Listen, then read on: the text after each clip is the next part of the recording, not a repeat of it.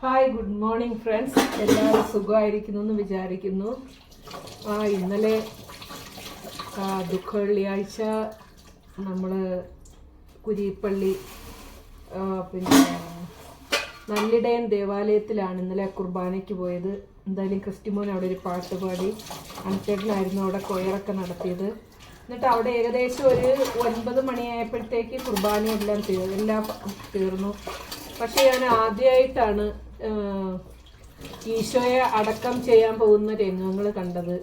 ശരിക്കും ഞാൻ അവിടെ നിന്ന് കരഞ്ഞു പോയെന്ന് വെച്ച് കഴിഞ്ഞാൽ, ഒരു മനുഷ്യൻ നമ്മൾ സാധാരണ അടക്കത്തിൽ നിൽക്കുന്ന ആളെ അടക്കുന്നതിനേക്കാളും അതേപോലുള്ള ഒരു എന്താ പറയുക, ഈശോയുടെ രൂപം നന്നായിട്ട് നല്ല പഞ്ഞി കൊണ്ട് നന്നായിട്ട് തുടച്ച് പുറത്ത് കിടന്ന തുണികളൊക്കെ മാറ്റി വേറെ ഒരു തുണി കൊണ്ട് പുതച്ച്, എന്നിട്ട് എല്ലാവരും അവിടെ നിന്ന് കുമ്പിട്ടു.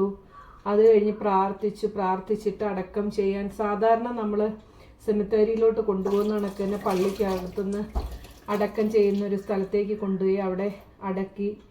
അത് കഴിഞ്ഞ് എല്ലാവരും അവിടുന്ന് നമ്മൾ മരണ വീടുകളിലൊക്കെ അടക്കത്തിന് ശേഷം കഞ്ഞി കുടിക്കുമല്ലോ, കഞ്ഞിയൊക്കെ കുടിച്ച് എല്ലാവരും ദുഃഖവെള്ളിയുടെ ദുഃഖങ്ങളും, എന്നിട്ട് എല്ലാവരും പറയുന്നുണ്ട് കർത്താവാണ് നമുക്ക് ജീവിക്കാൻ വേണ്ടി, നമ്മൾ ഭൂമിയിൽ ജീവിക്കാൻ വേണ്ടി പിന്നെയും നമുക്ക് പ്രചോദനം തരുന്നത് കർത്താവിൻ്റെ ഓരോ ദിവസവും കർത്താവ് നമുക്ക് തരുന്ന ഒരു ശക്തിയാണെന്ന് വെച്ചാൽ, ഈ ദുഃഖവെള്ളിയിൽ കൂടെ തന്നെ നമുക്കറിയാം ഈ ദുഃഖവെള്ളിയിൽ ഒരു ഉയർത്തെഴുന്നേൽപ്പുണ്ട്. നമ്മൾ ആ ഉയർത്തെഴുന്നേൽപ്പിൻ്റെ കാത്തിരിപ്പിലാണ് ഇന്നേ ദിവസം. അപ്പം നമ്മുടെ എല്ലാ വേദനകൾക്കും പ്രയാസങ്ങൾക്കും ഒക്കെ ഒരു ഉയർത്തെഴുന്നേൽപ്പ് ഉറപ്പായിട്ടും ഉണ്ട് എന്നുള്ള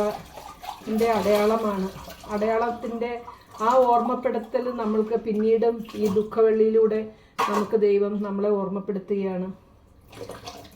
അപ്പം അതിനുശേഷം ഞങ്ങൾ കുമ്പളത്ത് സെൻറ്റ് മൈക്കിൾ ചർച്ചിൽ പോയി.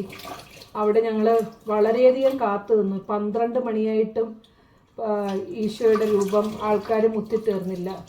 തൊട്ടുമുത്താൻ വേണ്ടി അങ്ങ് റോഡിൻ്റെ അങ്ങേയറ്റം മുതൽ ഇങ്ങേയറ്റം വരെ ആൾക്കാർ രാത്രി 12-1 മണി വരെ കാത്തു നിൽക്കുന്ന ആ വിശ്വാസം നമ്മളുടെ കുറച്ചുകൂടെ ആഴമായ വിശ്വാസം വർദ്ധിപ്പിക്കുകയാണ്.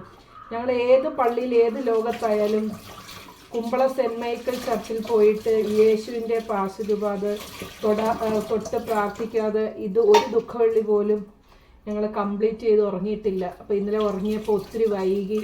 ഇവിടെ തിരിച്ച് വീട്ടിൽ വന്ന് 12:30 ഞങ്ങൾ 12:30 അവിടെ വിളിച്ചു ചോദിക്കുമ്പോഴും ആൾക്കാർ 1 മണി ആയി കുമ്പളത്ത്. അവിടെ ആൾക്കാർ ഈശോയുടെ രൂപം മുത്തിത്തീർന്നതിന്. അത് കഴിഞ്ഞ് ഉറങ്ങിയപ്പോഴത്തേക്ക് ഏകദേശം ഒരു 12:30 ആയി. അപ്പോൾ ഉറക്കം എണീറ്റു.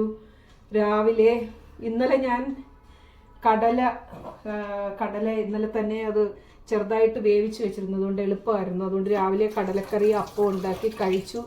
ഇപ്പോൾ അങ്ങോട്ട് ജോലിയെല്ലാം തീർന്നതേ ഉള്ളൂ.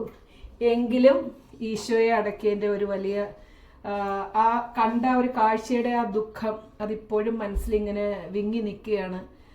അപ്പം അവിടെ നിന്ന് തന്നെ പറയുന്നുണ്ട്, കർത്താവേ, നമ്മൾ ചെയ്ത പാപങ്ങളാലാണ് അങ്ങ് കുരിശിലേറി മരണപ്പെട്ടത്. ഇനി ഒരിക്കലും പാപം ചെയ്യുകയില്ല എന്നുള്ള ദൃഢപ്രതിജ്ഞ നമ്മൾ അവിടെ നിന്ന് എടുക്കുന്ന കർത്താവിൻ്റെ പാദത്തിൽ തൊട്ട് പറയുന്ന ഒരു വലിയ ഒരു രംഗം അതേപോലെ തൊട്ട് പ്രാർത്ഥിച്ചിട്ടാണ് മടങ്ങിയത്.